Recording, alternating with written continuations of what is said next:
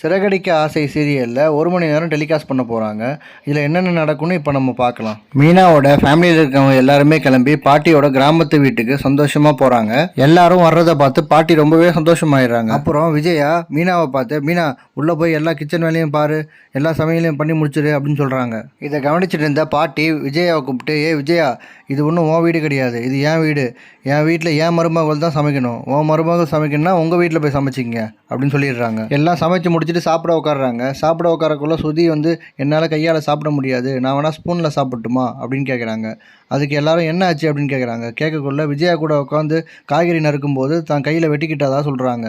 அதுக்கு விஜயா, ஸ்ருதி வந்து பணக்கார வீட்டு பொண்ணு அப்படின்றதுனால அவங்க என்ன சொல்கிறாங்கனாக்கா, நானே ஊட்டி விட்றேம்மா அப்படின்னு சொல்லிட்டு ஸ்ருதிக்கு மட்டும் ஊட்டி விட்றாங்க.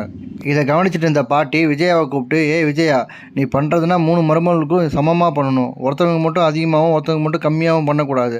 3 பேருக்குமே ஊட்டி விடு அப்படின்னு சொல்கிறாங்க. இதை கேட்ட விஜயா 3 பேருக்குமே ஊட்டி விட்றாங்க. மீனாவுக்கு ஊட்டக்குள்ளே மட்டும் வெறுப்போடு ஊட்டுறாங்க. பாட்டி இதையும் கவனிச்சிடுறாங்க. கவனிச்சுட்டு, மீனாவுக்கு மட்டும் ஒழுங்காக ஊட்டி விடு, ஏன் அவன் மேலே வெறுப்பை காட்டுற அப்படின்னு சொல்கிறாங்க. உடனே விஜயா மீனாவுக்கும் ஒழுங்காக ஊட்டி விட்றாங்க.